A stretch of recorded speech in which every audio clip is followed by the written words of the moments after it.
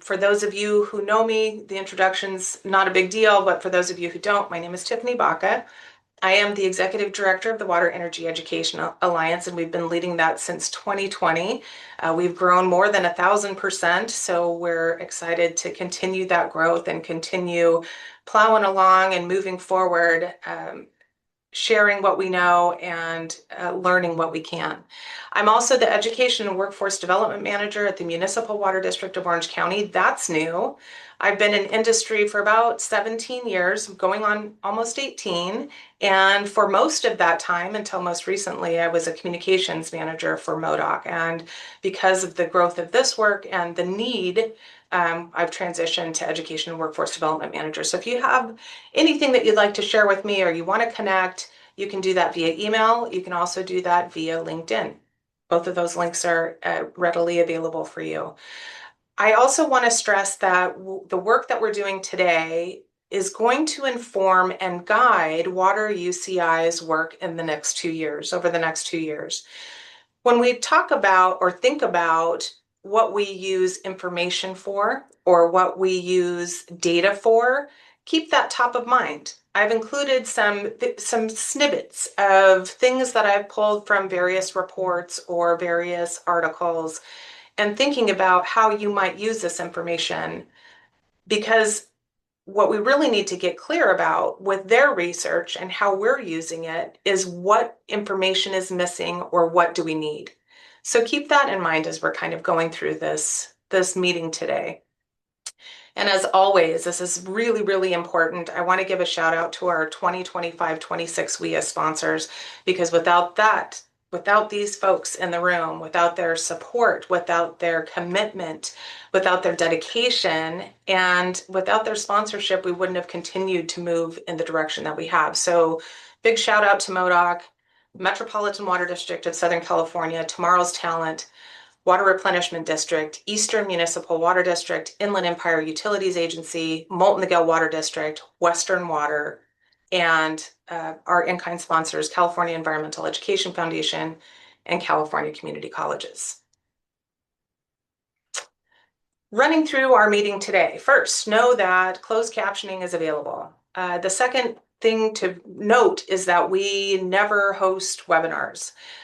We really encourage an interactive conversation. We want you to lean on the other people that are in this group, using the chat for comments that you may have. Maybe a colleague could answer that question for you, or maybe you can dig further into your question or answer. So we want to make sure that in Zoom, your screen name is correct and your organization is listed. We have some people who join and they're using their husband's computer or their wife's laptop. And when we call on you, if you have a question, we're using the wrong name. So please make sure your organization and your name are correct. Please remain muted unless presenting or asking a question. And then again, reserving that chat for comments to engage with each other and ask questions. And please raise your hand via Zoom if you'd like to ask a question. This is our agenda for today. 9 a.m. welcome and introductions, going through some housekeeping items. We're going to have a quick icebreaker. Our good news and announcements section, we had quite a few people who at the last minute had to leave, so they've left me in charge of some of those good news and announcements. However, this is an open forum, so if you have an event that you'd like to share, if you have some good news, something that happened to you recently that you'd like to share with the larger group, we encourage that. At 9:50, we'll have our presentation and live polling. We'll follow that up with some Q&A, just making sure that we captured everything that you're here for and everything that the Water UCI research team is looking for. We're going to take a break at 11. We're going to do some facilitated work in breakout rooms, and then we'll have quick share out and closing information and acknowledgements. This just kind of lets you know what our day looks like. So jumping right into the icebreaker. Again, we recognize that WEEA has grown and we're made up of a lot of different kinds of people. We have now added students to the mix, which is wonderful, right? We have this new perspective that we desperately need so that we're managing this thing moving forward. So from your seat, whether you're an educator, whether you're a workforce advocate, whether you're a communicator, an HR person, a board member, in one word, drop it in the chat. What is a defining strength of our current workforce? And I've given you some examples here. This is really important. We talk a lot about our workforce and the challenges. But what we also need to consider are all those people that show up every single day to ensure that we have the resources that they're there to provide. And in a lot of cases, particularly here, noticing who's participating, one of those critical resources is water. And the thing that we have to remember, and I believe Don Jones is on the line, and I'll never forget it, and I share it with people far and wide. If we don't have a skilled, trained workforce, operational reliability is impossible. So I want you to think about that for a moment. If we don't invest in workforce development, whether that means a future workforce or that means the workforce that we have in place today, how can we expect to do the job that we are responsible for? And that is a very big job. And it has its own challenges, but it also certainly has its rewards. While we're talking to students now, the thing that I've noticed most about our industry providers, many have been here for years, many are either on their way to retirement or looking to mentor someone, and we all feel like we're part of something bigger. So keeping that in mind, what's a defining strength of our current workforce? I'm looking forward to reading some of your responses. Let's see what we got. You look like we have a lot of introductions, which is perfect. Who needs us? Teachers and counselors. Passionate learning, dedication, resilience. Resilience is a great one. Passionate, absolutely. Eager, collaboration, expertise. Love it. Thank you for sharing your thoughts about that in the icebreaker. We're going to move on now quickly to good news and announcements. So this is that moment. If you have something to share, please raise your hand. Let us know what your good news is. Do we have anybody in the chat who's looking to share? Marianne, are you with us now? Yes, I'm here. So good morning, everyone. Tiffany asked me just to share about a recent event that we had here in the Inland Empire. We had our first, and I'm going to say first annual because we are going to do it again, Water Workforce Summit a couple of weeks ago on February 5th. And we had about 40 attendees, which for our first one, we were very excited about. We got some labor market information from the local workforce board that kind of talked about some of the water careers and what was happening. And then we had a great panel on best practices. Thank you to some of you that are here that participated in that panel, and Tiffany for moderating it. And then what was really cool right after lunch was we had a couple of former interns who had very different pathways and how they got into the water industry and now actually still are working in the water industry. They both ended up getting hired on full time. So that was really excited. We talked about next steps, and there's definitely a willingness for everybody to kind of work together and continue this work. So thanks to everybody that did attend. We were really excited, and I think everybody that attended got a lot out of it. I was hearing lots of good feedback after the event. So thanks, Tiffany. Yeah, thank you, Marianne, and really kudos to you because this was a brainchild of yours after attending the Metropolitan Workforce Summit. And what I really appreciated being in the room was kind of the aha moment for an entire region to say, oh, this is something that we can design.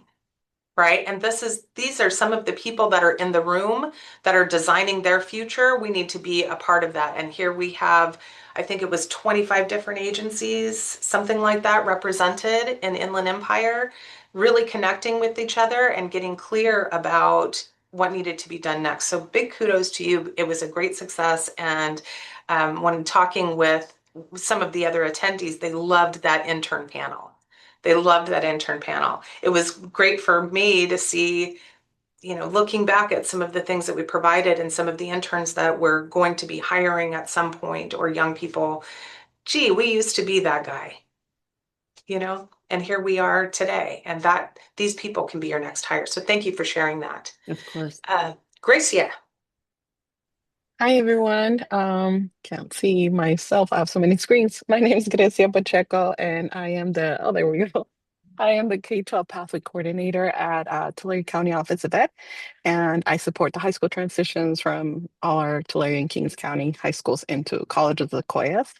And I wanted to share an exciting event that we have coming up. I'll drop the little flyer and a link in the chat. But essentially, we are hosting the first of its kind career exploration event for high school students to explore careers in energy, environment, and utilities between Kern, Tulare, and Kings County. First time ever, really exciting. We were partnering with Edison, so it'll be at the Edison Center. And we're really just hoping to demonstrate, again, share a lot about the different careers in this field, in this growing sector in the Central Valley, especially.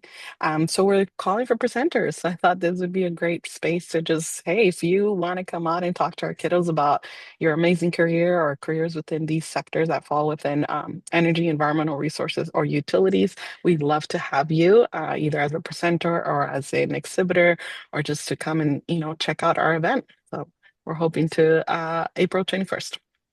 that sounds amazing. And thank you for that. We're hearing a lot from people about how we're engaging now with high school students. I'm sitting on a panel tomorrow to talk about some engagement with high school students. It's so important, right? It's so important because we have these young minds who are maybe a little confused, maybe a little lost, who need some direction and some help, need some inspiration. Oh, And 100% yes. and one of those things that we can do really is showcase why we're in this industry. So thank you for the work that you're doing. I deeply appreciate it, and hopefully maybe you can share some tips with us for those of us who are new to engaging with high school students and what would make the best impression, really. Yeah. Awesome. Happy to share and happy to share how it goes too. So check it Thanks. out. I'll forward you the email too if you can share it out with your network. That'd be amazing. My pleasure. Thank you. Thank you. Spencer. Yeah, hi. So I'm Spencer Jaquay. I'm here with Water UCI. I'm also a student trying to graduate this summer. So I'm actually running a short study for my dissertation on how water agencies organize and support workforce development internally. And so I'm really trying to learn from the people doing the work, get ideas on how this work is developed, coordinated, sustained. And so if anyone here works for a water agency and does anything related to workforce development, so anything involving outreach, training, career pathways, maybe workforce planning, I'd love to include your perspective. Participation's about a 10-minute survey. I ask that you share the survey with a few colleagues at your facility and share a few HR metrics. And then if you're open for an interview, I love to have a conversation with you. So I'll put my email in the chat and I'd love to hear from you. Thank you. Thank you. Thank you, Spencer.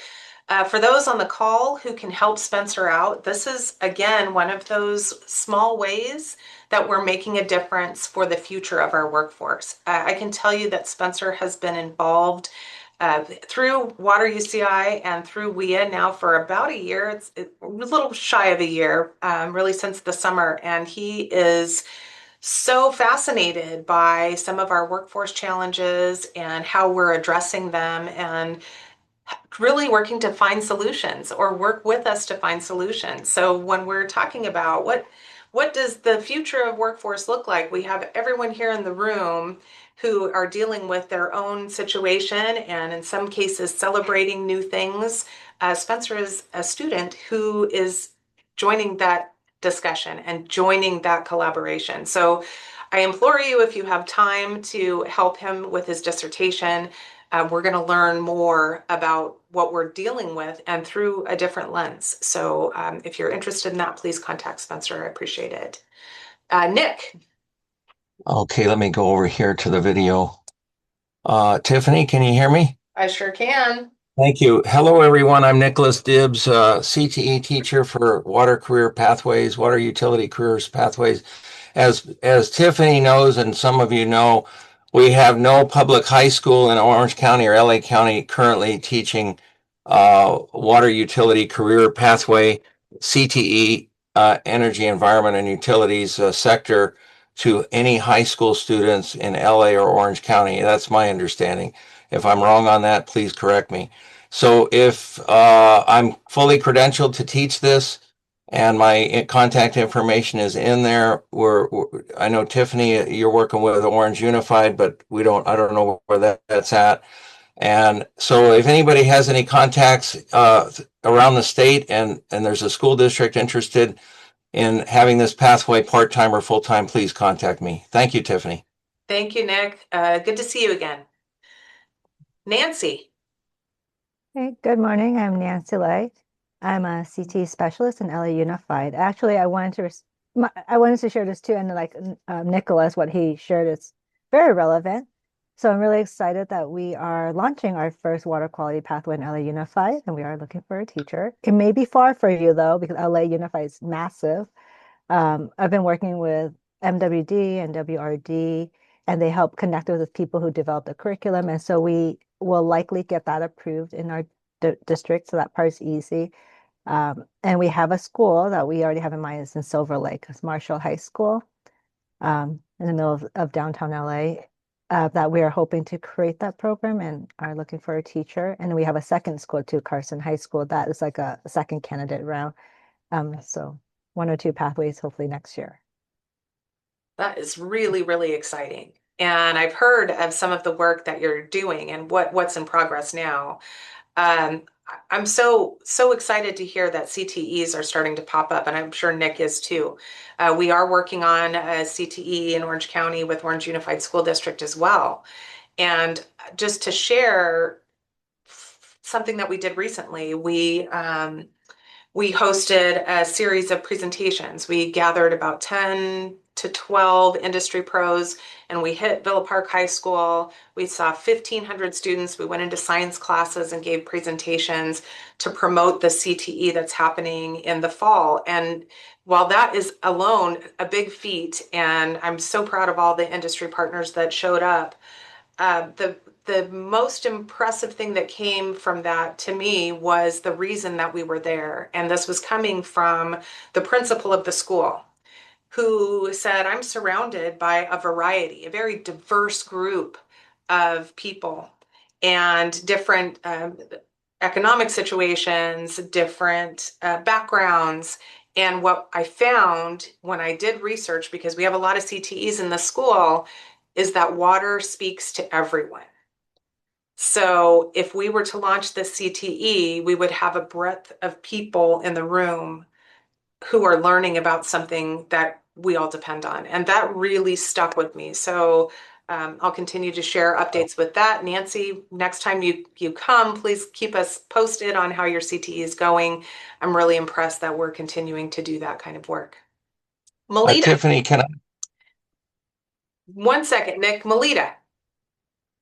Hello, everybody. I'm Lita Caldwell Bettis. I'm faculty chair, Water Supply Technology Program at San Bernardino. Happy to be here, Valley College. We got an exciting, innovative education opportunities. I know we're talking about training that pipeline, that high school pipeline, that's going to be potentially future entry-level employees in respective water agencies. But I just want to let you know, we thought about that and we got collectively working with a lot of the water agencies, and WEEA is a good contributor to this. And we've developed a very good program with respect to not only training the entry-level operators, but we're also training the future utility leaders. And we're excited to announce to everybody we've got our baccalaureate degree approved, and our official launch date is going to be fall 2026. It's going to be started advertised on our website. I kind of gave that information as well too in the chat. And also we start registration next month. So I understand we are losing a lot of knowledgeable people in the industry. And that is a valuable intellectual pool. And we have worked collectively together with our industry partners and our a motivated faculty to do an innovative program to design a kind of like a educational pathway to ensure that there's continuity of learning with respect to the water sector. So we're excited about it. So put information in the chat. Anybody wants a little bit more information, please contact me.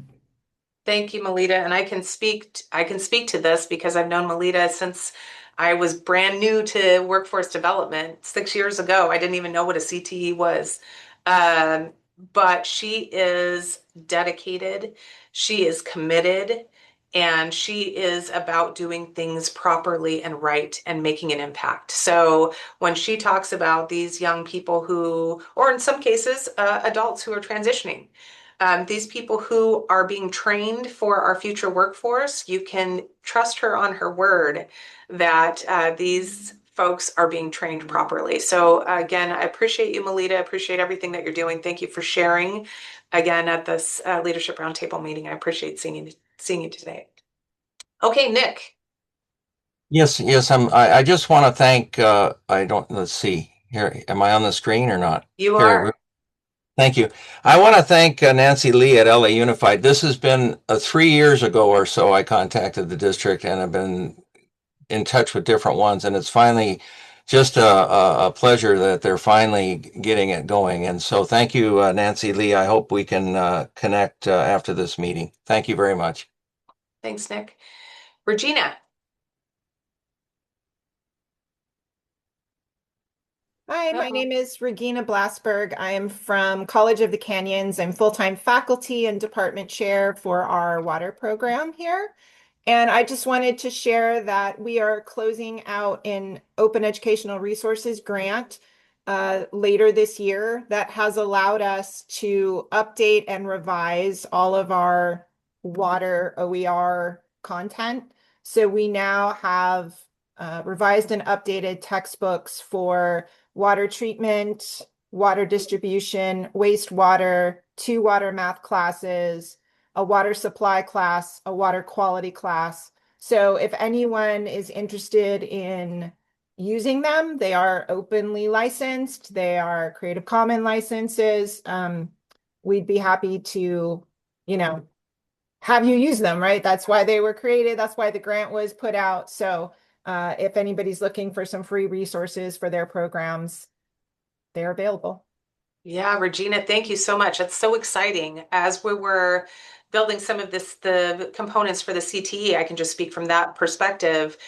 We brought in obviously a community college partner to help us understand that side of it and what does the pathway look like? Not just what is the introduction to water and wastewater, or what do they need to learn, or what jobs are available, but what is that true pathway? And so we have a pathway into Santiago Canyon College, but everyone came to the table with those valuable resources. If you're looking to do this work, you don't have to start from scratch.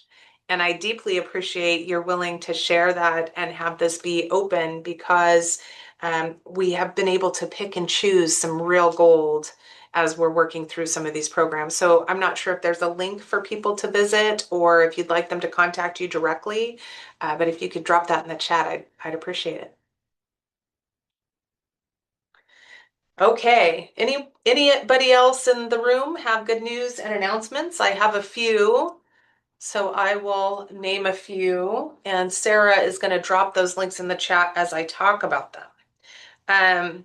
First, just because I thought it was funny, this utility worker, Jimmy Cox, this photo here on the screen is an actual utility worker who actually jumped into a hole to stop a leak at in somebody's yard. So if you're interested to learn more about that, this did happen a few years ago. Apparently it went viral. I didn't see it until I was looking for slides for this particular presentation. But if you want some good news to see what our workforce actually looks like and what they're willing to do, that link is dropped in the chat to see that YouTube video. Again, not sure if people in the room know this or have seen it. It's been all over LinkedIn for about a month and a half. But there is a movie screening uh, called Unless Something Goes Terribly Wrong. We've been promoting this for quite some time. A filmmaker, an award-winning filmmaker, has created an award-winning documentary. And that documentary follows just a hilarious group of wastewater workers in Maine. They did screenings on the East Coast, I think 4 or 5 screenings on the East Coast. They brought it here to the West Coast, and we're turning that into an opportunity. How can we engage young people in a creative way about what it looks like to work in water and wastewater? So these movie screenings are happening now. There are 4 total on this coast. There was a San Diego screening. There are 2 Orange County screenings actually. The first one is being held today, this morning, during this meeting at Orange County Sanitation. And then tonight, especially if you're in the room, you're close, you want to participate, you want to show up, you want to see a movie that hasn't yet been picked up and by a distributor.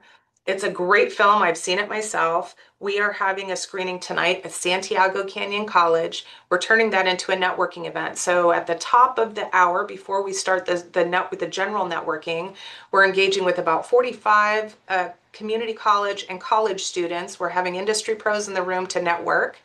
And then we're going to have a general networking session for everybody in the room. We're going to do a movie screening, and then I'm going to host a panel with one of the professors at Santiago Canyon College, and then a board member, former water pro, and now UCR professor.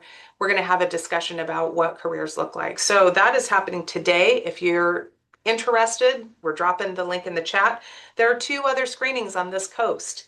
There tomorrow at USC, there is a screening, again, kind of the same situation. Students are invited, industry pros are invited, a networking event. And then also on the 26th, I believe it is, Brower Center in Berkeley is having a screening. So no matter where you're at today on this call, there's probably a screening and networking event close to you. The links are in the chat. Check it out. We hope that you can join us, again, looking for those creative ways to engage workforce. Sarah. Dawn Jones had some great news to share as well. Oh, Dawn, please. That was my first good news. I'm ready for you, Dawn.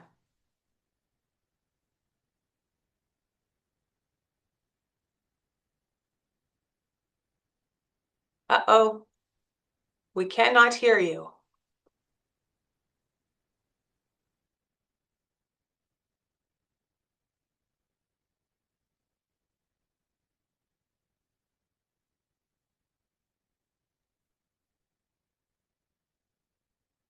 Nope, still can't hear you.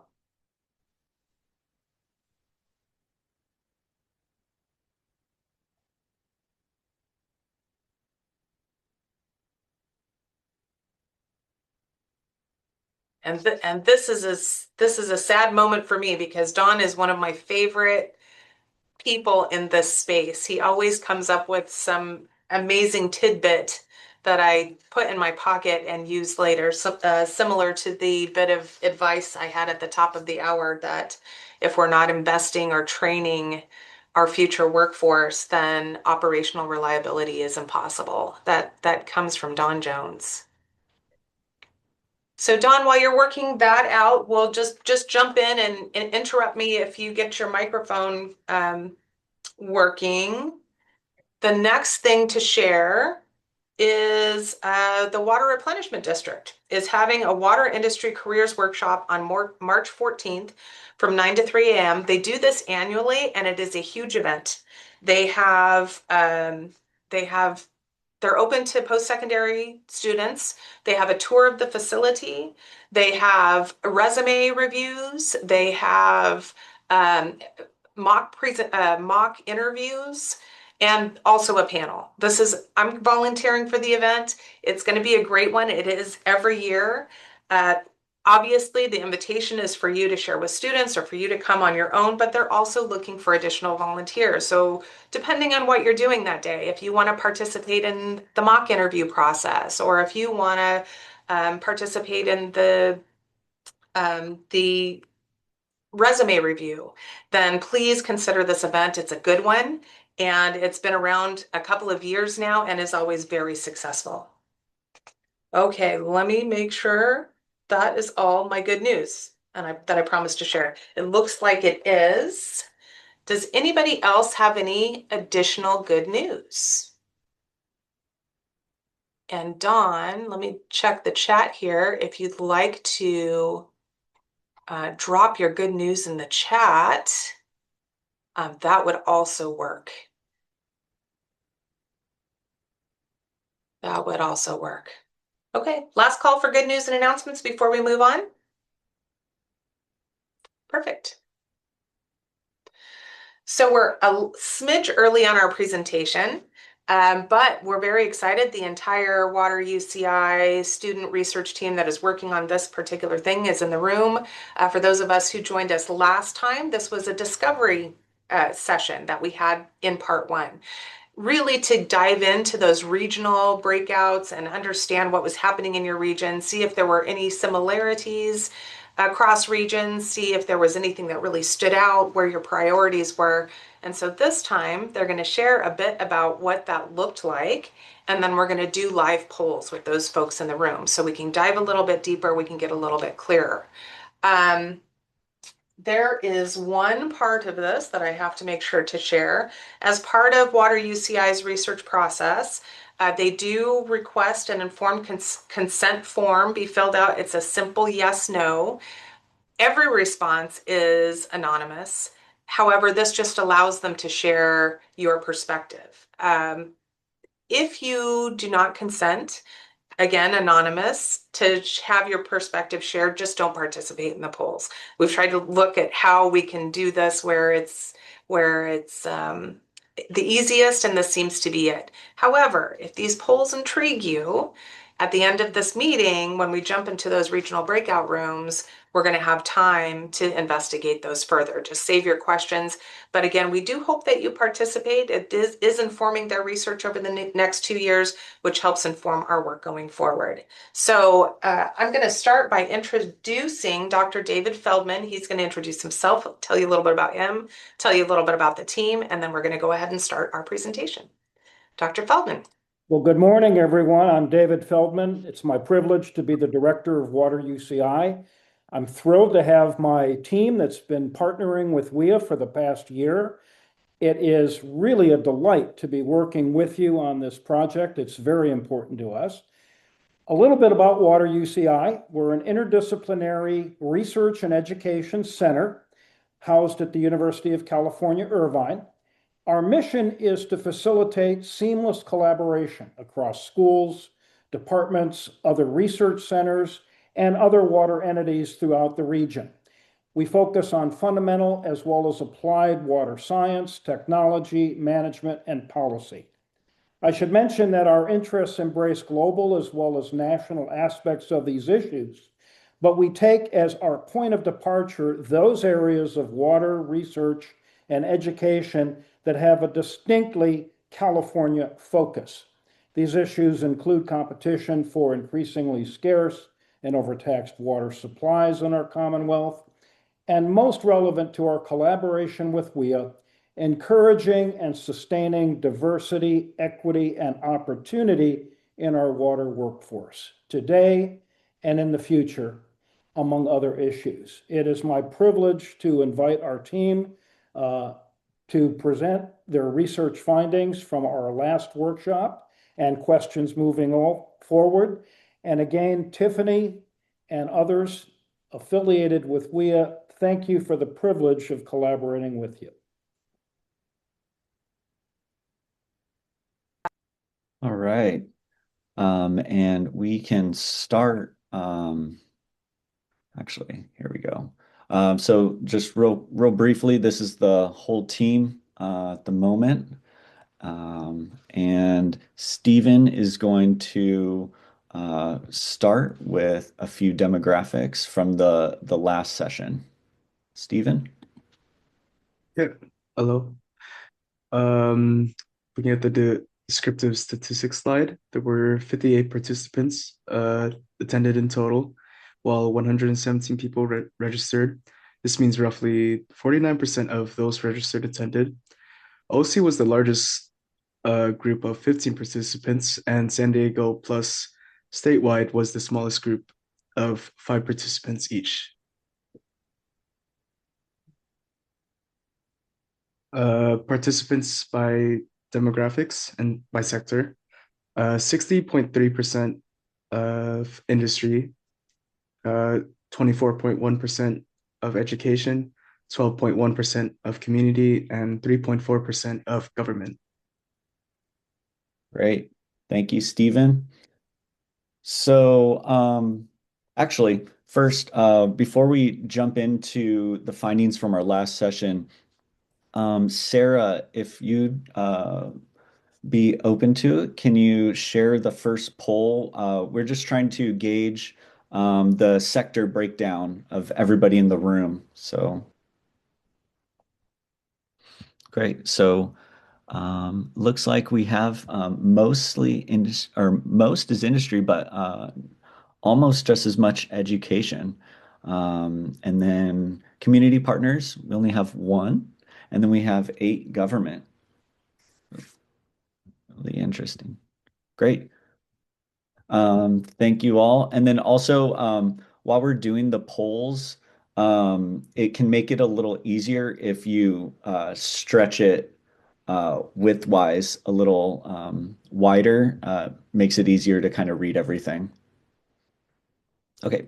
So we'd like to, I'll start. The goal of the presentation is to share some results with you from the last session, some key insights from the 6 questions. We asked 3 in person, and then we asked an additional 3 online. And so we'd like to share those results from you, and then we'd also have some new follow-up questions that are just meant to help us explore what our next research agenda could look like.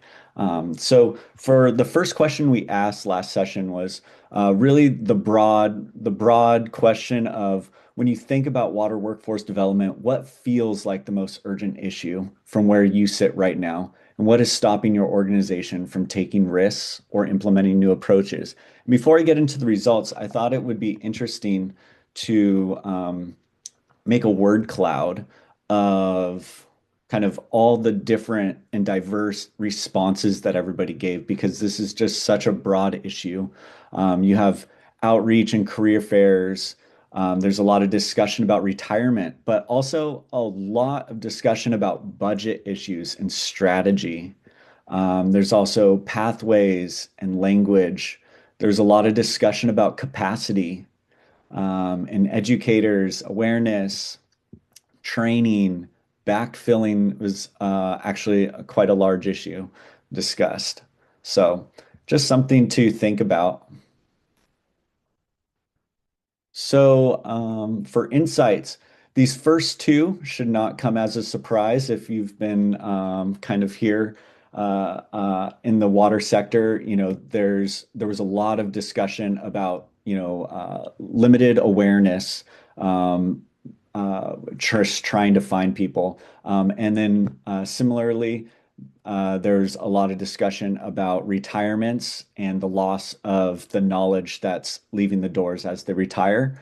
And then some, I'd say, newer insights were ideas about capacity constraints. So just not enough people to work on and improve the programs that are already underway, especially for smaller agencies. And then also administrative constraints. So there's a reduction in flexibility because of dealing with things like job classifications, hiring rules, and then internal coordination, sometime including interactions with unions. And then there's also discussion about funding instability. So a lot of this work is paid for by grants, and when that money runs out, the partnerships have issues continuing. There's also logistical and liability barriers. So with working with minors, there's fingerprints and additional safety rules that we have to deal with. There's also issues with equity and access barriers, so language access. Also, a lot to do with unpaid internships, excludes strong candidates from the candidate pool. And then lastly, I know this is the case in Orange County, but all over, there's a lot of great agencies competing for a very limited pool of candidates. So there's a lot of competition going on. Spencer, can I interject quickly? Please. For the group, does this resonate with you? If you joined us last time, does this capture what you wanted to say?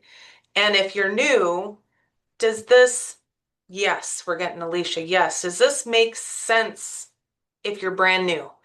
Are these some of the things that you are experiencing today? If you could just drop a quick yes, no in the chat. Aaron, yes. Chris, yes. My previous assumption, yes. Alejandro, yes. So for the Water UCI team, Roxanne, yes. Excellent job capturing those conversations. Great. I think it's really important to know that what the hard work that you put in really got to the point of things. Regina, Is it okay to ask a question? please. Okay. I guess part of what's confusing for me or for our students is kind of what you said, in that they go through our program, they get their certifications, they try to find a job, and they're competing against 80 other people. Yeah. And, 50 of those 80 already have work experience and are trying to transfer in from somewhere else. So, I guess my question is, are we really short qualified people when students complain they can't find work? They don't want to move 300 miles to find a job. So I don't know, that's a little confusing in this, like, we need them, but yet it seems like there are plenty of people applying, qualified people applying. And I'm speaking particularly about operators. That's the focus of our program. Great. Thank you for that. I'm going to let some of the industry pros in the room answer that if they can, or provide some perspective. I think what we are seeing and what we're hearing are that we're really starting to feel the silver tsunami and are a bit overwhelmed. So how are we filling those gaps? But I think it's super important.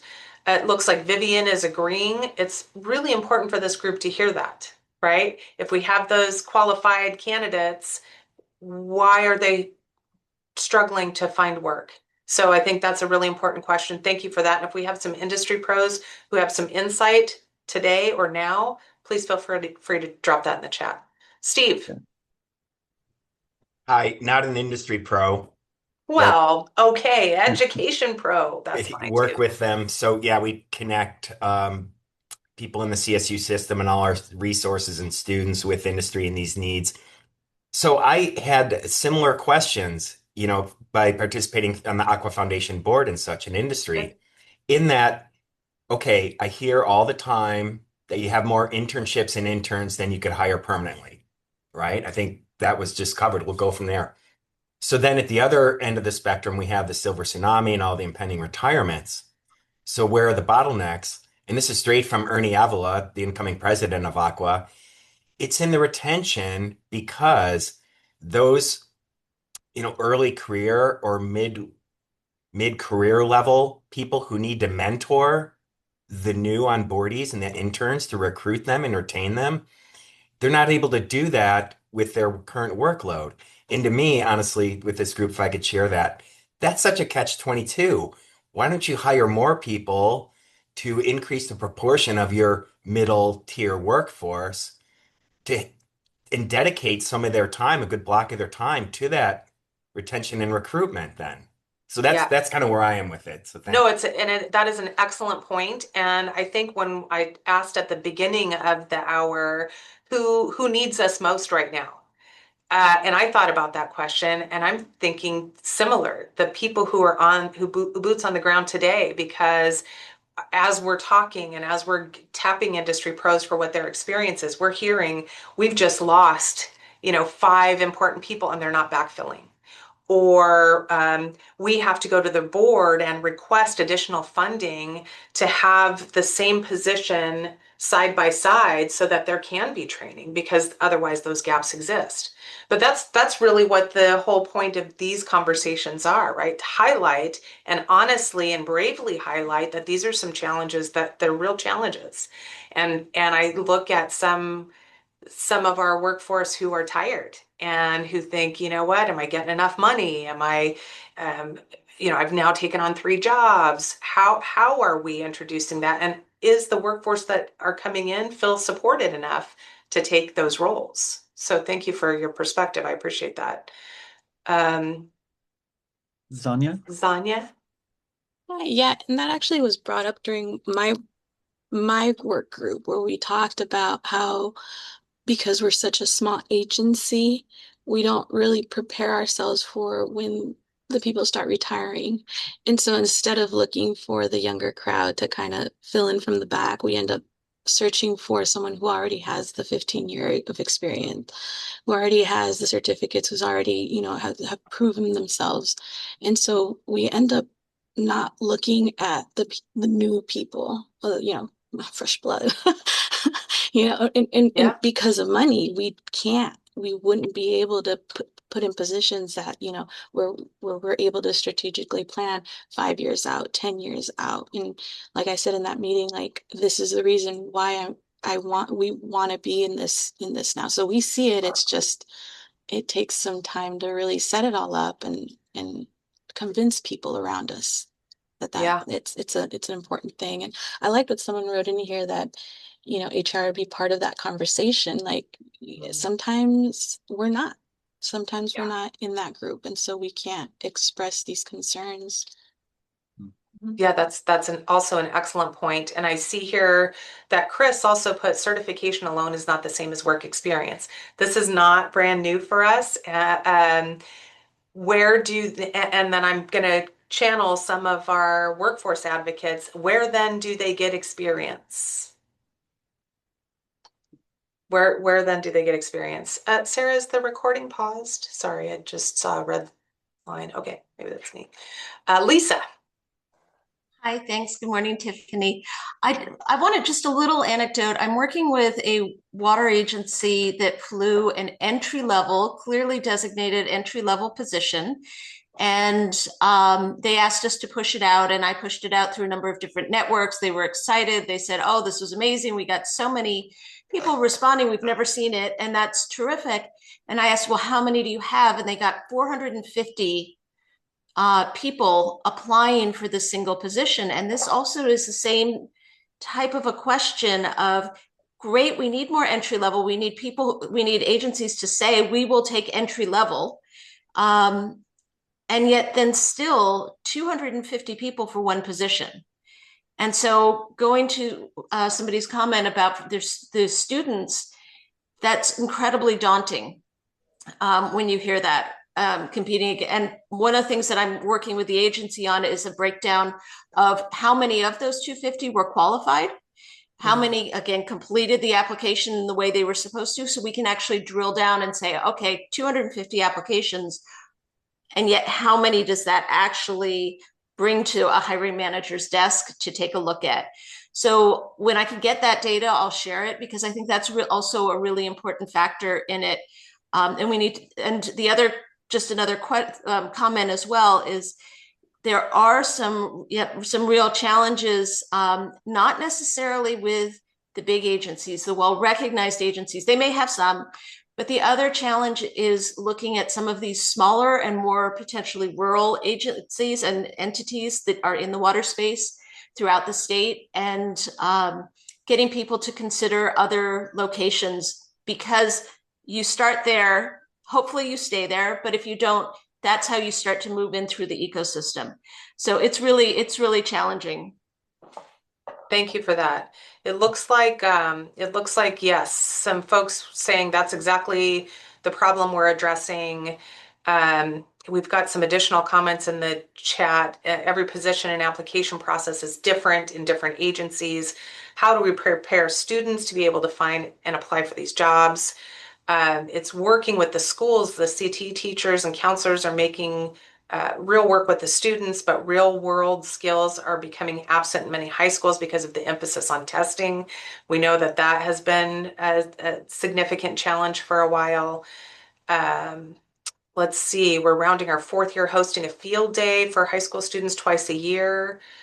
The goal is utility career exposure. An event proved successful with 40% interest in utility career interest. So it sounds like we're drumming up interest, but now what? And perhaps it's also looking past the utility, right? Because we know that there are water jobs outside of the utility. In fact, there's, and I'd have to look at the percentage. I don't want to quote it, but we only make up a portion of water industry jobs. So when we're explaining to students that there are real opportunity here, perhaps we bring up consulting firms, and perhaps we bring up engineering firms as a place to get experience, because it's a great entry. But I think we need to do some more investigation. We have worked really hard when we got our report findings, and it's something that we knew a few years ago. We had our recommendations. Awareness was a big one, and we have worked really hard on awareness, and I think we're moving that mountain. So what's next? Something Great. to think about. Thank you, Great. Spencer. Yeah, Appreciate no, the pause. great discussion. And uh, I think some of our poll questions over the next hour will actually hit on some of these points. So it'll be really interesting to hear the insights that everybody shares and kind of everybody's opinion.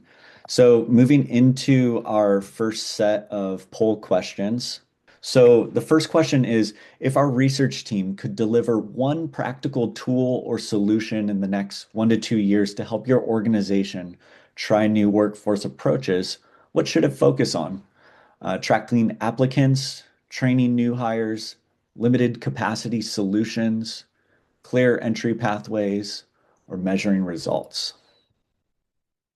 And the second question is, if our research team studied how to sustain workforce efforts beyond a one-time grant, what should we focus on first?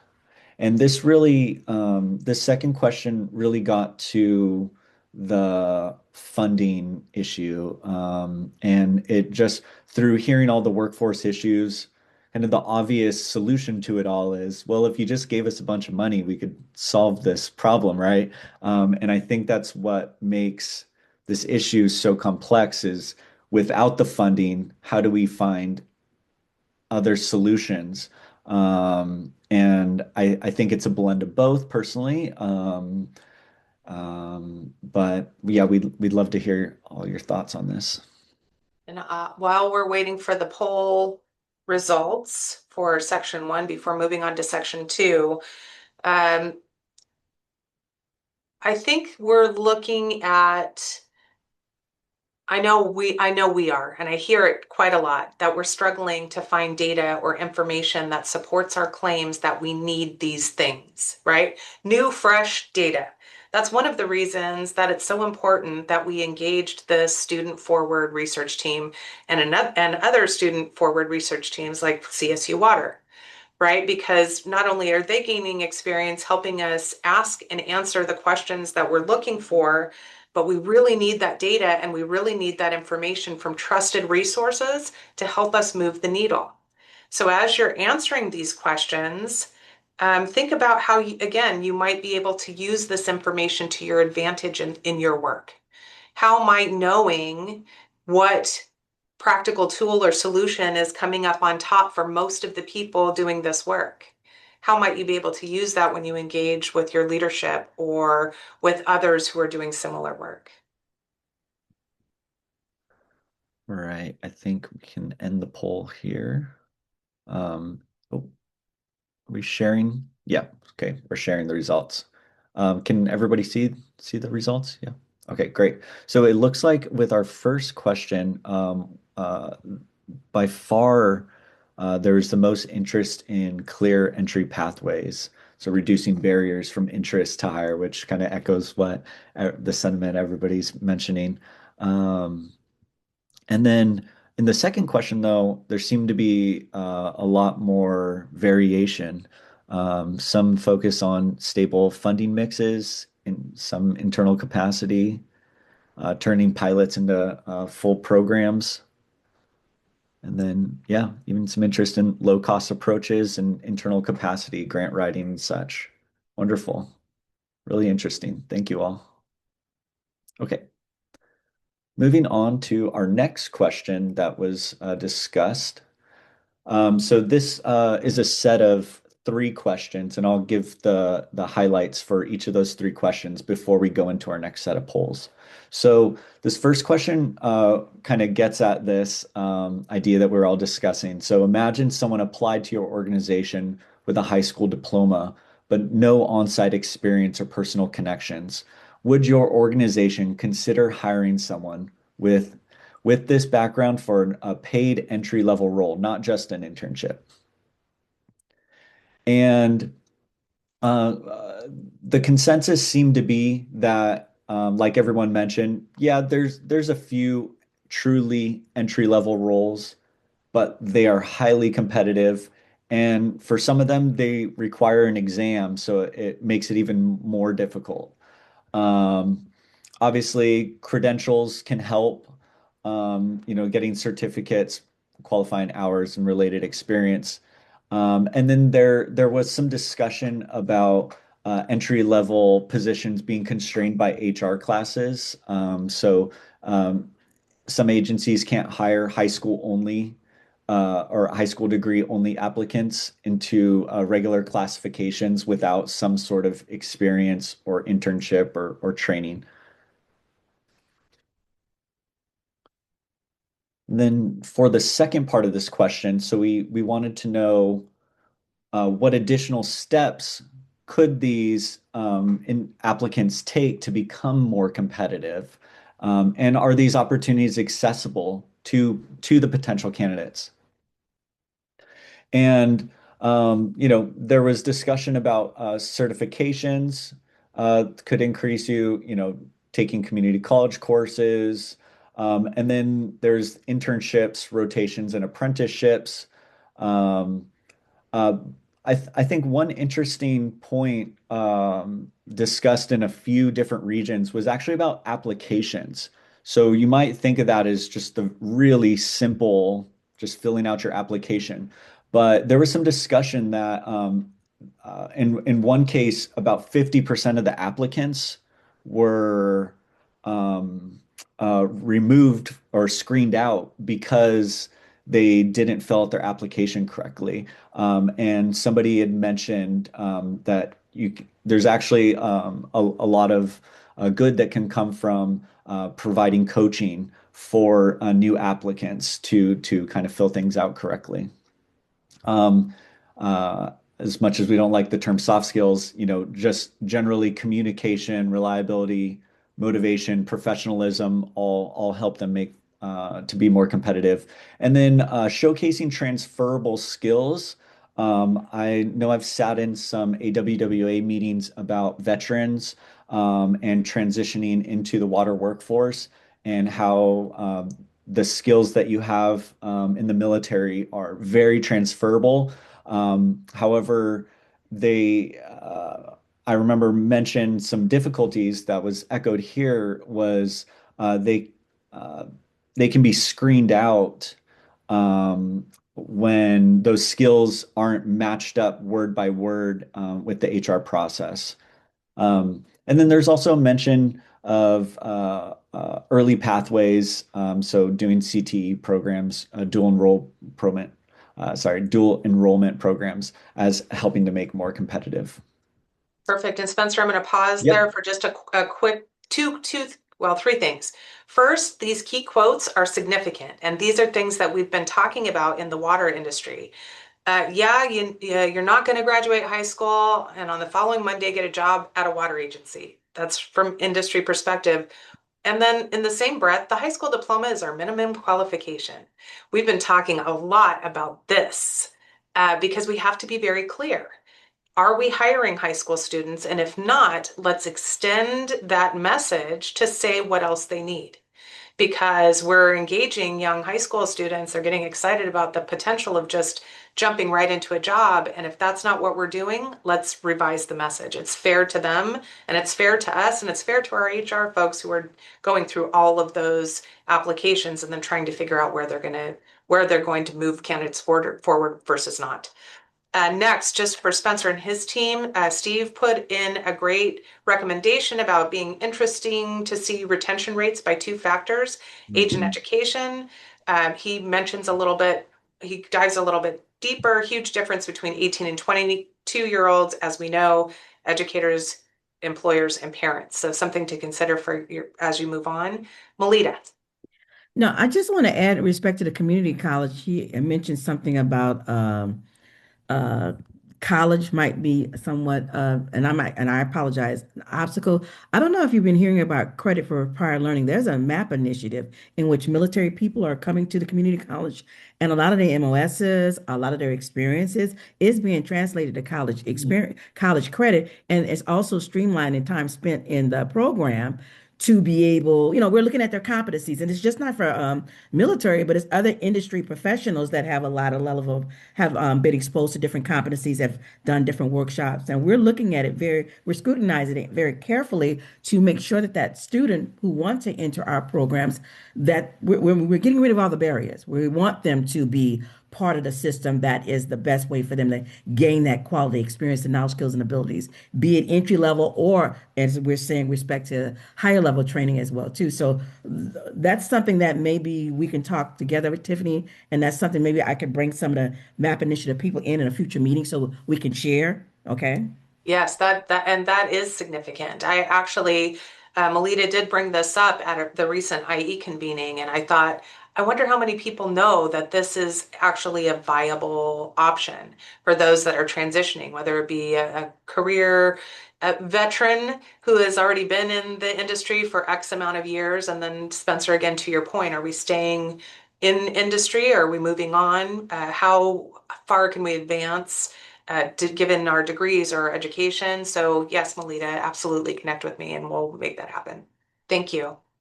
Wonderful. Yeah, thank you for those comments. Okay, so this moves us into our next poll. I believe this one's a little larger. There's 4 poll questions in this group. Right. So the first question, in your region, what's the hardest thing for a true beginner to access? The thing that blocks them from becoming hireable? On-site experience, training seats,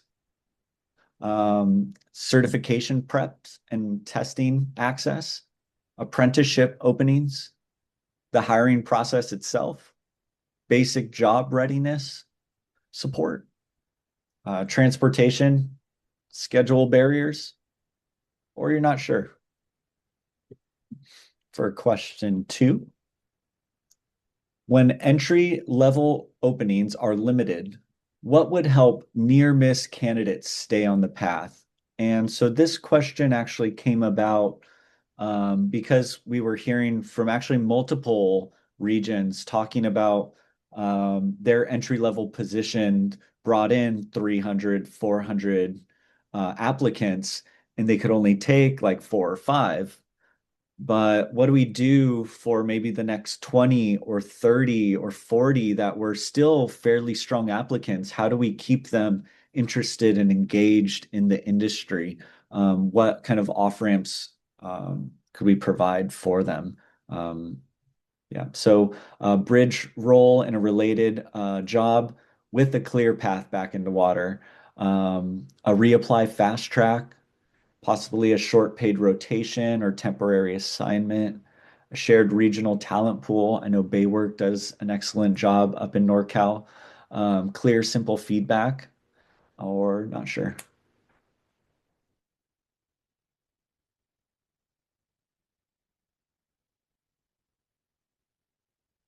And for question 3, what makes it hardest to create a shared plain language guide for schools and community partners to help candidates become more competitive for entry-level water jobs? I believe this was mentioned actually in the chat earlier. So do employers not agree on the basic, what matters most for an entry-level role? Does it have something to do with requirements varying just too much in order to make something consistent? Do expectations change too often in order to provide a material? Is there not enough time or staff across the sector to coordinate? Is there not enough data or feedback on what predicts entry-level success? Or is there possibly an issue with leadership? There's really no group that's defined as owning or taking lead on this problem, or not sure, not my area. And Spencer, I believe that the not sure option was removed previous to the poll. We do have a Yeah, question. yeah, How would sorry. you, I how do you want them to answer if they're not sure? it's I'm not sure if you can skip it. Um, it, Yeah, I think yeah, so. I, Maybe not. yeah, I would say to the best of your ability and yeah, from your seat. I think that's really what we're trying to get at because this question is going to look very different to probably everybody in the room. So no matter how you answer, it's really going to be from your seat. And even if you're deeply experienced in this work, it's going to look different than if you have a different role or you're participating from college versus industry versus community partner. So I would say, Melissa, answer from your seat to the best of your ability. yes. Thank you. And then I believe there's one more question in this section. And so um, this came about with an idea of if we created a plain language, how to be a strong applicant guide, if this was the direction our team was headed, which roles should be prioritized first? And I know we wanted to mention this or ask this because I know I have seen guides for water operators and such, but is there is that really where the focus should be on still strengthening these types of guides, or should the focus possibly be on some of these other less discussed but still vital job roles, which is maintenance, well, water quality, lab environmental, construction, field distribution, engineering, IT, cyber, data, GIS work, customer service, communication, or HR, finance, and admin roles. So, in your region, what's the hardest thing for a true beginner to access? Seem like on-site experience. So just a paid internship, rotation, shadowing. That was by far the hardest thing to get, followed up by apprenticeships. And yeah, I know apprenticeships, especially state certified apprenticeships, are very hard to come by right now. Um, okay, when entry level openings are limited, what would help near miss candidates? A shared regional talent pool. Very interesting. Um, so by far, that was the most interesting, or most interest was in that response. And then this one seems to be kind of there's more variation. Oh, sorry, kind of jumped. Okay. What makes it hardest to create kind of a shared guide? Requirements vary too much across region. Interesting. So this seems like it could be something where you just to get a sense, I think this is also a slight misstep on our part. is this regional or agency, would you say?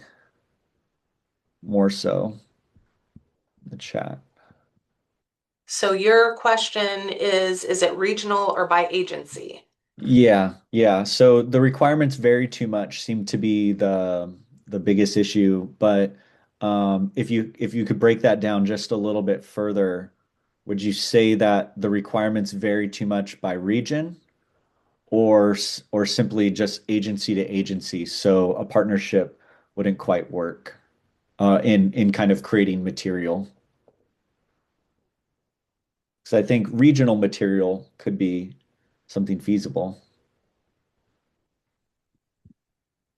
I'm gonna take a stab and say probably agency, knowing just even how some regions are structured.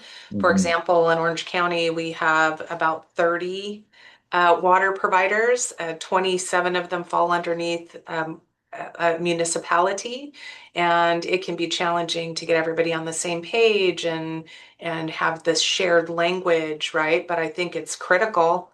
I Mhm. think the more that we're doing that regional work, similar to what Marianne talked about at the top of the hour in Good News with the IE Workforce Summit, really kind of understanding how you can share resources, because otherwise you're bringing on new staff to tackle these problems.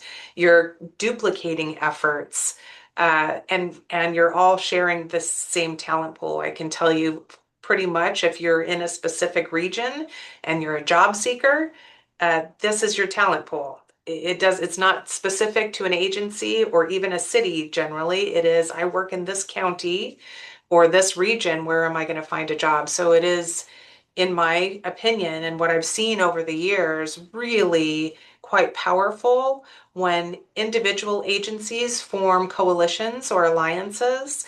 The Water Replenishment District has something similar for the Los Angeles region, and that particular alliance is growing very strong, and they're co-creating things, including the pathway uh, for that particular service area, or understanding what colleges offer different programs. That co-collaboration is a really powerful thing. Mhm. Yeah. So I'm looking here that we have a response. In my experience as a smaller agency, it's agency-wide. Again, we have another response for agency. Another response, you can be generic in your region, but when it comes to actual application process, it's very agency specific. Mhm. Interesting.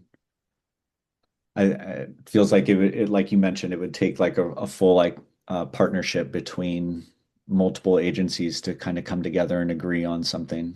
Yeah, this is also a very important point. I would say without HR oversight, there may even be hiring manager specifics. Mm, So interesting. yeah, and I can actually see that. And then for the last question in there, so very interesting. The response is still overwhelmingly for water operators and maintenance personnel, which it should be prioritized towards. Um, okay, yeah, there's still a large need for it. Mhm. Great, wonderful. Thank you all. And then for the third section. This we started, I believe this has three questions as well. And this was just to kind of lock down first and foremost from an industry perspective, which age educational levels are you kind of focused on working with in your outreach efforts? And it was really, most industry personnel mentioned kind of a multi pronged approach where they're focused on multiple levels of education. Most often cited were high school, community college, university, adult career transition programs, trade programs. Um, One thing I mentioned, and this could just be an artifact of what was mentioned in the discussion rather than what was fully what's really going on. But high school was mentioned a lot. Middle school was much less, and elementary was mentioned very rarely. I believe there was only one mention of bringing in fifth graders, even though a few agencies did say, yeah, we explore all levels. So that does encapsulate this. But there just as an observation, there didn't seem to be as much of a focus on the middle school and elementary school students. But then again, that could have just been a product of the discussion, not how things fully are.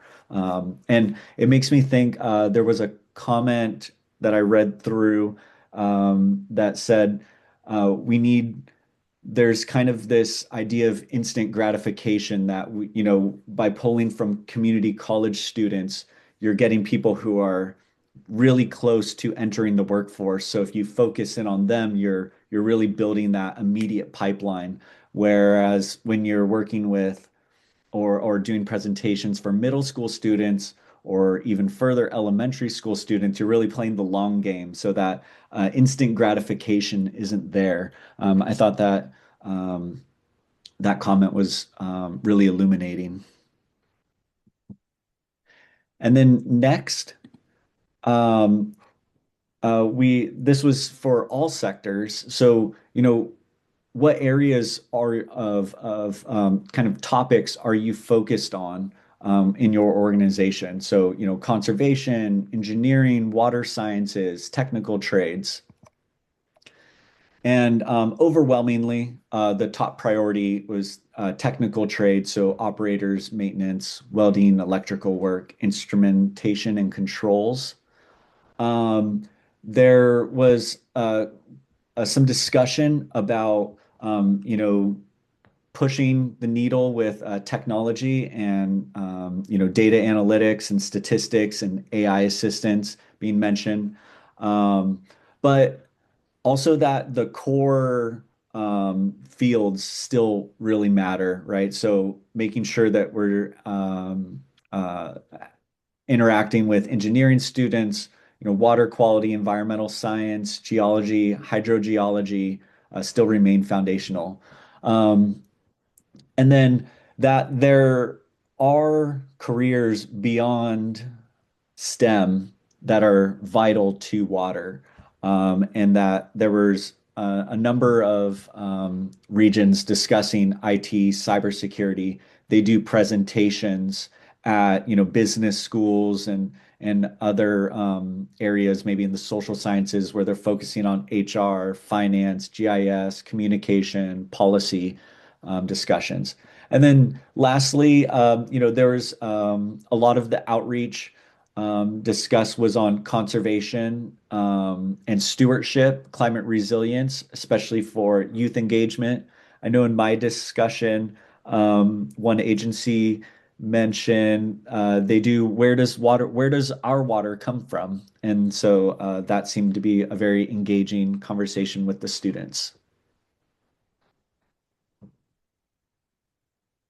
And then to round this section out, we asked what has been done in establishing cross-sector partnerships and what support is needed to advance them further.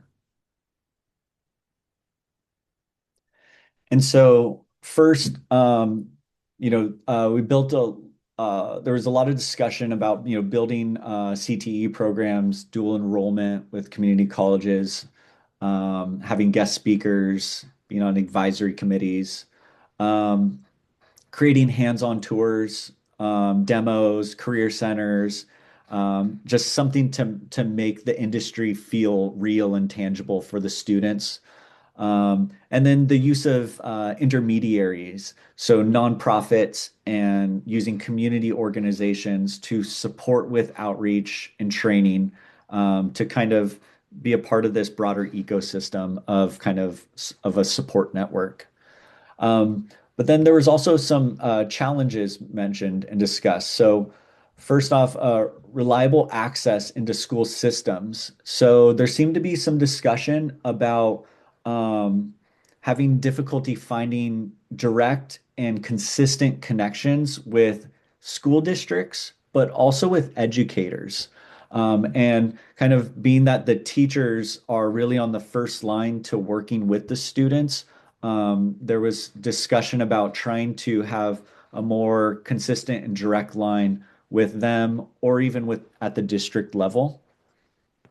There was also discussion about capacity to sustain the work. So in trying to do these partnerships, there's a lack of staff able to coordinate these interactions. Also, being able to have funding and outreach, but then also just being able to track what's going on. There was also a discussion about better alignment across partners. So clarifying what partners should prepare candidates for versus what the agency needs. So the pathway doesn't dead end. So, there was discussion about workforce boards, kind of bringing in personnel to apply to water agencies. But there are specific certifications that they need to have in order to be competitive candidates. So that connection is, there's room for improvement. And then lastly, there was some discussion about equity-focused support. So making sure that internships are paid, that there's language access for exams, and smoother ways to earn the hours after passing your test, which kind of goes back to this idea of gaining experience. How do we gain experience in our community? And Melita? Oh, it's muted. Sorry. My apologies. Yep. Reliable access into school systems. Partners need direct, consistent connections to districts and teachers. Are we talking at the high school level? I can't recall what I believe we were talking about at the high school level. Yeah. Okay. School All right. I districts. just want some clarification on that. All right. Yeah. Thanks. Yep. Great. So we'll jump into my last set of questions before I pass it over to Kaylee. And Spencer, we're at 10:30. I just wanted to share that with you. Okay. Again, allowing people look in that chat. There are some significant comments. We've been talking a lot about this as we're going along. For example, there's a huge difference between large and small agencies. Large agencies often have significant in-house training staff so they can develop talent. We know this. Smaller agencies often resort to pirate experienced workers from neighboring agencies. And then someone said 100%, and someone said, and then large agencies pirate them back. That is consistent, right? So just sharing this, when we were talking in the Inland Empire, it was kind of a joke, right? Like, oh, I'm going to get your HR guy and I'm going to get that. But coming from Orange County, I was able to say, you know what? My drive in was easy. My drive out is going to be easy because we're pirating your guys too. And then what I heard from LA, some folks in LA is, we'll just pay more. So it's time to stop making it funny. It's time to start investing in our communities. I just wanted to really emphasize that because this has been an ongoing joke. And when I see what's happening to these communities when we're trying to build resilience and we're trying to support the communities that we serve and that have grown up there, why are they leaving? Because they need to work, just like any of us would need to do. If we need to support our families, it's challenging when the community college or the university that's training our employees is in one service area, you work somewhere else and your home is somewhere else. How is a student who's barely making any money at this point going to navigate that system? Let's start tightening the systems that we have so we have these regional ecosystems that support and sustain the communities we serve. It just makes sense. So I wanted to throw that out. No, it's a great thought about coordinating instead of competing. So this brings to, I believe there's 2 questions in this poll. So if we could create one shared support to make cross-sector partnerships easier to start and sustain, what would be most helpful? A regional who to contact map, a plug and play outreach material, a tour shadow day kit, so something that helps with, liability basics and safety, simple logistics, that sort of stuff. So anybody could kind of start if needed. shared internship experience matching approach, simple way to track results together, a clear pathway roadmap, or not sure, not my area. All right. And while you're thinking about this answer, I'll just mention this last question from this section. And so this one's slightly different. This one's open-ended, but and to make it simpler so you don't have to write a bunch of text, we're just wondering from your perspective, where you're sitting, what's one missing partnership in your region that you wish that you had? And you can blue sky this. Just what do you wish they had? So you can just say generically the partnership, so like a community college or university or an agency, and then you can put a hyphen, and then what is it that you wish that you could, what support or resource could you get from them? Okay, we'll go ahead and stop it here. Okay, so the result, it seemed overwhelmingly a shared internship experience, a matching approach. So connecting candidates with hosts, um, really interesting. And I don't know, I can't see the results to the second one at the moment. Not really sure. That might have to be something that we review afterwards. I'm not sure how that works with the Yes, it'll open-ended. record it, but we can't view it until we Okay. download the report. Okay, yes. So the game plan is, I believe we'll be sharing all these results with everybody in an email afterwards, and we can highlight what everybody was talking about with this open-endedness. Nicholas. Yeah, I just wanted to say, since you can't show it, I put down in that second question the importance of if we could have on a regional basis a list of water agencies and water districts that are willing to provide job shadowing and or apprentice programs and or internships. That is, what are they willing to provide to high school as well as college students? If they can provide one, two, or three of those things, so that's job shadowing, internships, and apprentice programs. If we had a list of that could go out to the teachers and to the schools and colleges, then we're all better equipped to know where to send the students to. Thank you. Wonderful. Yeah, great idea. Thank you. And Lisa? Oh, you're muted. Sorry. Still learning how to use Zoom, apparently. The Aqua Foundation actually tracks internships all throughout the state. And those are public, private. So you can, you'll see if it's agencies, you'll see a lot of private companies as well.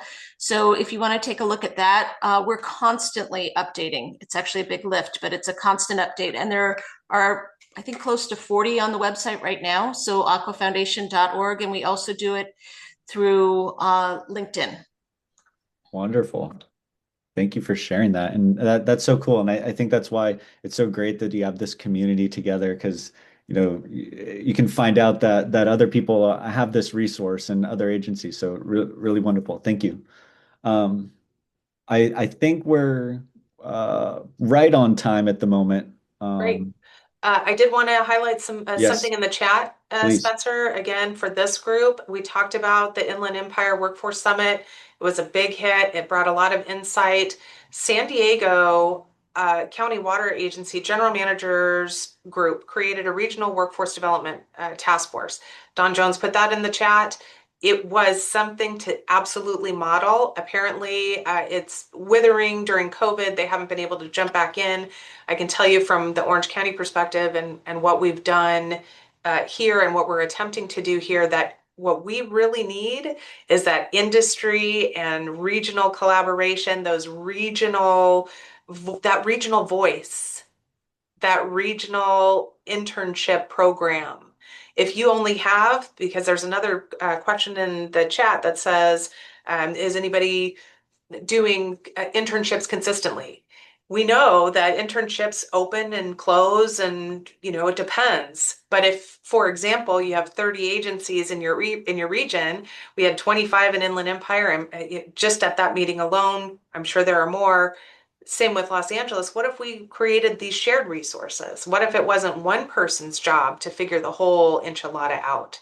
Or what if it was an internship, a shared internship where we're all benefiting from having these trained folks join our workforce, because those gaps are going to continue to widen. This is not the silver tsunami and we're done. We know that boomers are still retiring, and we know that Gen X is not far behind. We offer great benefits. We offer a great retirement package. This is not the end. This is only the beginning. So I think it's something that we really need to think about. This isn't going to solve itself. We have a chance again to design it. And if we do it collaboratively and we do it regionally, we're going to be able again to retain and train our top talent. Mhm. Great. So now I'm going to switch, pass the baton over to my colleague Kaylee. Hi everyone, I'm Kaylee Garavi. I've been with Water UCI for about 2 years now as a lab assistant, and since we're kind of running out of time, I'm just gonna jump right in. So these last 3 questions were solely from the survey. So for question 4, we asked, from your seat, how have workforce development or recruitment outreach strategies evolved since COVID? And what factors have influenced these strategies? Kind of a guiding prompt. What's different? Can you share one specific workforce development change that stuck? So the group responded saying that recruitment has become increasingly virtual since COVID. So a lot of hybrid online outreach, which has expanded awareness, and it also can reduce participation barriers, the travel and time costs as well. Team cohesion was reported to be harder due to the virtual hybrid work. It can make relationship building and teamwork, especially in an in-person workforce, more difficult. The next thing was flexibility seems to be a stronger expectation amongst candidates. So candidates seem to prioritize that flexibility in schedule and work-life balance. So that's sort of affected recruitment and retention as well. As also challenges in restoring in-person talent pipelines. So the practical hands-on training programs were disrupted during the pandemic. So there were reported challenges restoring those in-person talent pipelines. And then participants did mention that their partnership opportunities were expanded throughout COVID due to the use of virtual meetings and hybrid events to connect partners and educators and then prospective applicants as well.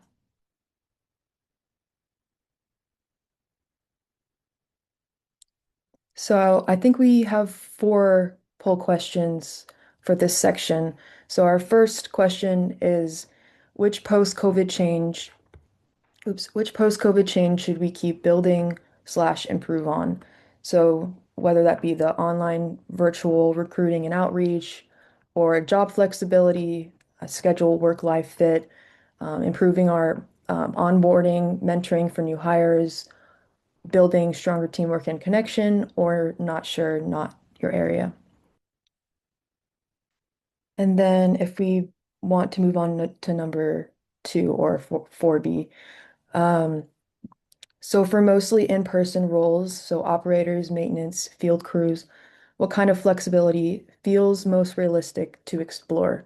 So that could be schedule flexibility, shift swaps, 4-10 work schedules, more predictable schedules, hybrid training. So some training is online, some is hands-on, remote time for admin work for things like paperwork, planning, and reporting, choice of shift start time where coverage allows, or none of these feel realistic for our context, or you're not sure. So our question is, where do entry-level candidates most reliably learn about affordable training options in your region?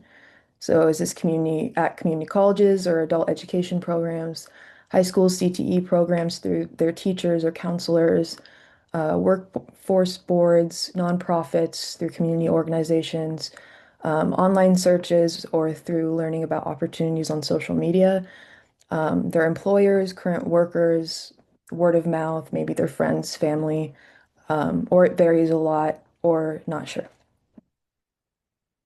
So with more virtual recruiting and communication, what's been most effective for building strong working relationships? Is it structured onboarding, having a clear plan and check-ins, having mentors for new hires or interns, regular in-person time, so field days, meetups, ride-alongs, short, consistent team huddles, so just daily, weekly meetings and touch points, and or hands-on group training, so learning together in a group setting. And if I can, I'll just throw it out there. If you have some other suggestion or something that you're working on that's working, maybe toss that in the chat so we can get an idea of what maybe we haven't captured here, but that might be working in your area and might be out of the box. Okay, I'm gonna end the poll here. Oh, yeah, I'll end the poll here. So the results, it says failed to end poll. Spencer, can you see the results pulled up right here? Yeah? Yeah, I can see the results. Okay.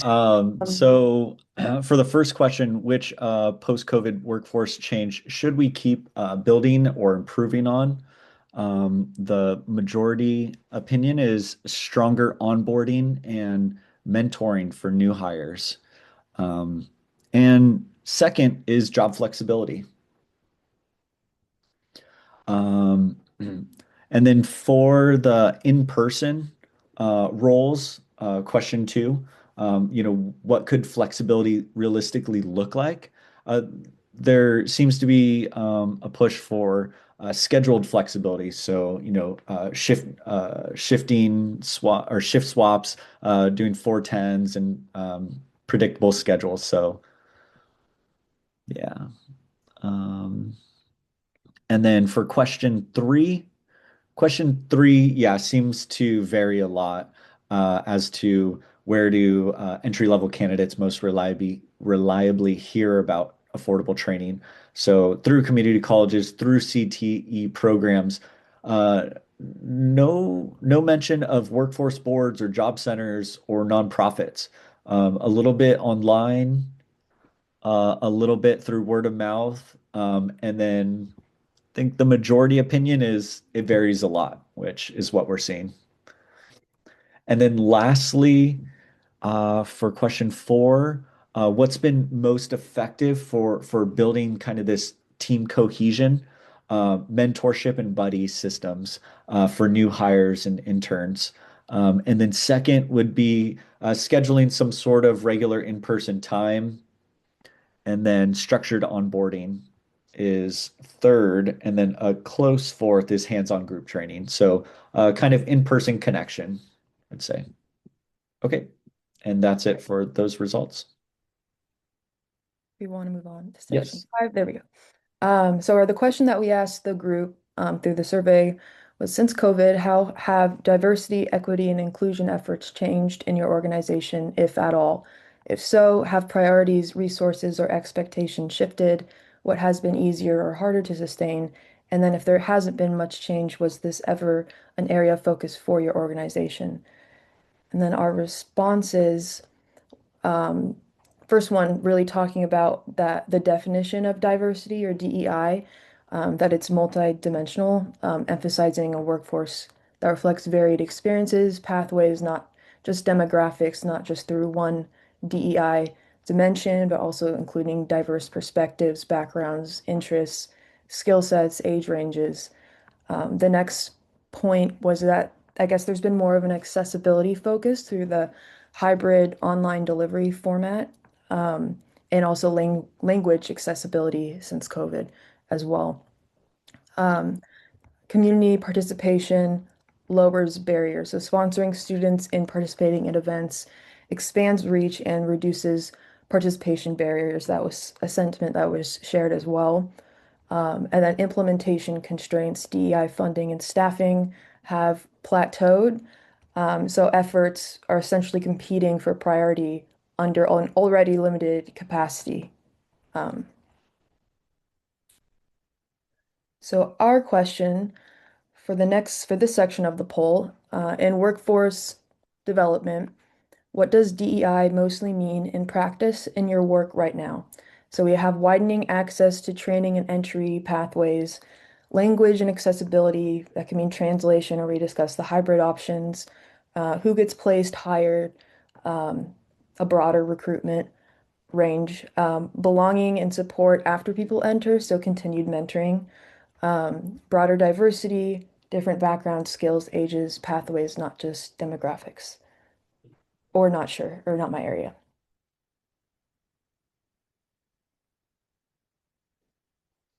And then if we want to move on to 5B, it's just a scroll. Does your organization currently have any way to measure whether DEI related workforce efforts are working? This is just a yes or no question, just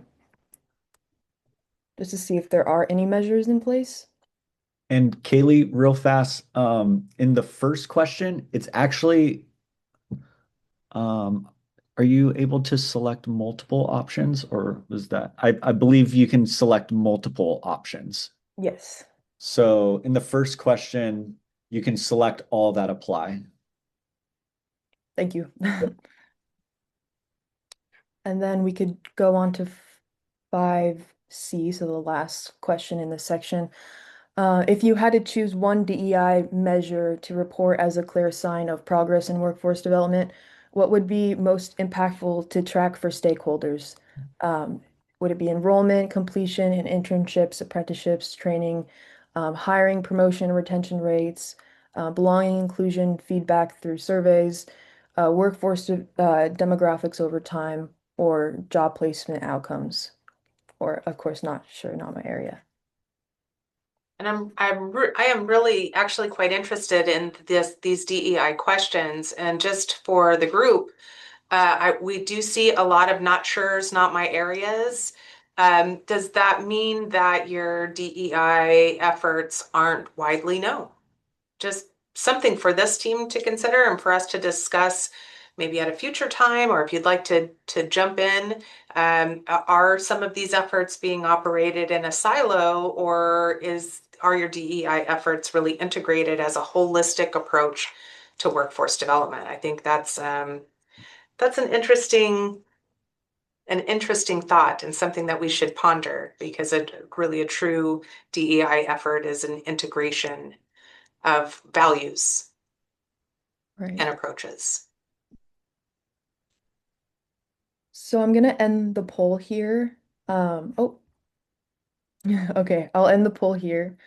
So it looks like the majority of, it keeps moving. The majority of people said either not sure, not my area, or widening access to training and entry pathways.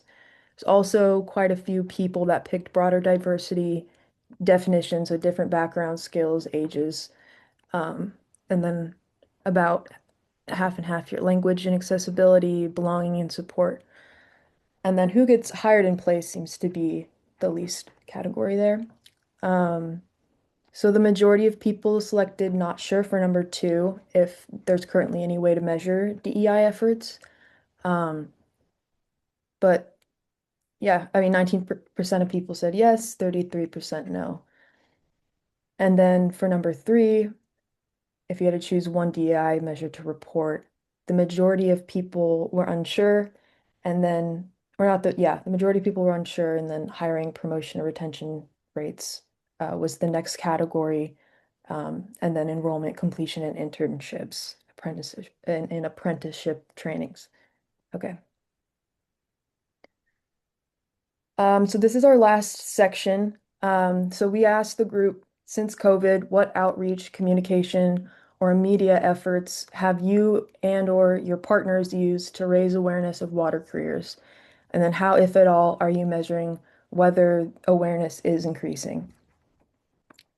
So our insights for this question, so outreach content has expanded since COVID. So the use of short form videos or social media campaigns and partner produced content. There's more early exposure activities that were reported, so increased high school presentations and classroom visits, brochures and other information materials, STEM competitions, webinars, career fairs, field trips, tours. Also, it was mentioned that there was more of a consistent updating of their resources online. Another point that was kind of honed in on was partnerships are central. So building networks with schools and partners is critical for meaningful engagement between water professionals and students, potential water professionals. So hybrid outreach is now common. So this was already discussed, but blending in-person and virtual formats was something that increased after COVID, and it can reduce transportation time barriers and broaden participation. So there was a call for needing stronger impact metrics to track the reach, this type of outreach, and sort of develop a standardized evaluation tool to improve outreach. And this currently doesn't exist. So that was kind of stressed as well. Broader channels and audiences. So agencies reported partnering with maybe like if you want to say non-traditional partners, so community organizations, workforce groups, groups for veterans, and recruit beyond their region or out of state, as well as HBCUs as well. That was mentioned. So our first poll question here, when promoting water careers online through social media or through video or format, what content should be featured more? So what is kind of missing in our social media campaigns? Do we need more real people stories showcasing day in the life, career paths, why they stayed in the job, to clear how to get in steps? So just like the requirements, training options, pay benefits, stability, what the job offers long term, hands-on work, technology, so tools, equipment, and modern systems that are being used, or more systemic approach, so purpose, impact, public health, focusing on climate resilience, the environment, and serving communities, or six, not sure.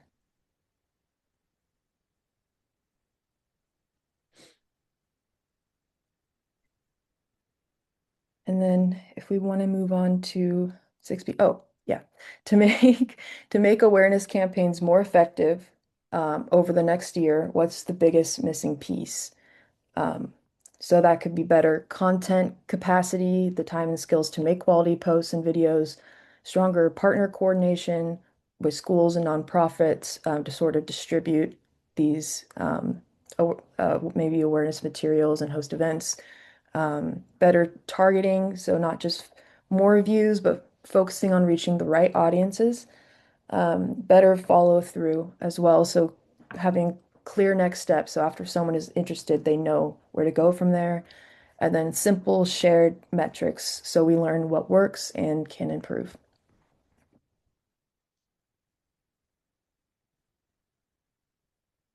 Then 6C, this is another select all that apply question. So beyond views and event attendance, which outcomes should be tracked to measure whether outreach is working?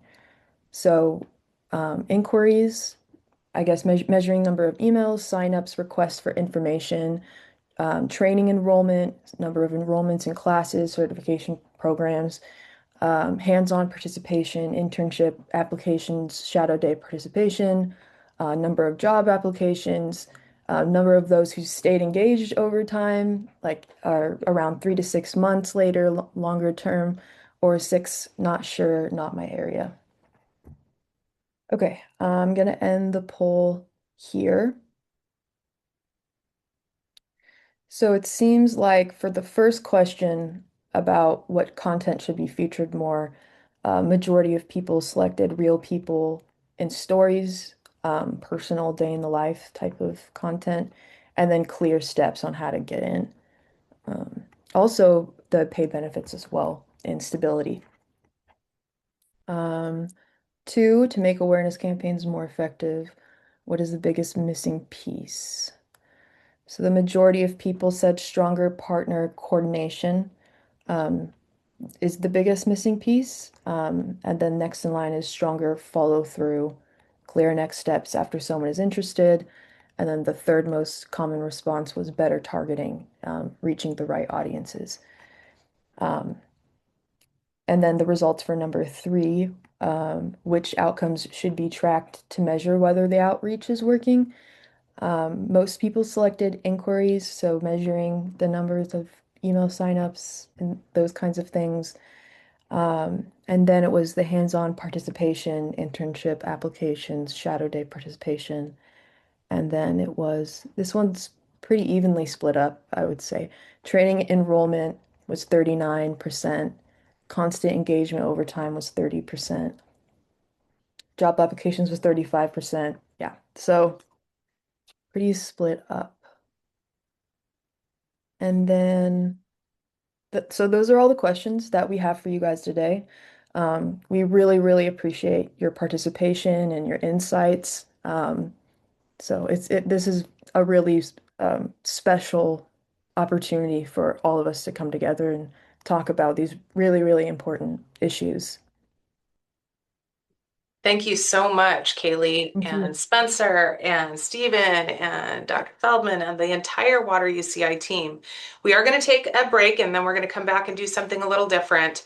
Please help me thank these wonderful group of students. When we are talking about looking outside of the box, right? What can we do that's a little bit different that other people maybe haven't considered? These guys now have experience working on a poll. They worked on this poll. They created all the questions themselves. They followed up with all of the data themselves. They put the presentation together themselves. They can now say that they have experience working, at least facilitating a meeting, at least delivering research. This is a huge deal. You don't get this kind of exposure typically. So let's start thinking outside of the box and allowing our emerging talent to take a lead in some of these conversations. I am really curious from the student perspective before we take a break. Did you agree with what industry put as priorities in the chat or how we should engage? You don't have to answer that now, or if you have some insight, please let us know. But I am curious if we're on the right track or we think we're on the right track, or if it's different from your perspective as someone who is interested in an industry career. And I can tell you, again, these are students. They are interested in industry career. I know at least one of them is on the job market hunt. So please consider them and know that they're working hard to ensure that they are prepared with those essential skills, ready to step into a role at your agency or in your organization. So thank you a lot for everything that you've done to make this possible. We truly appreciate you.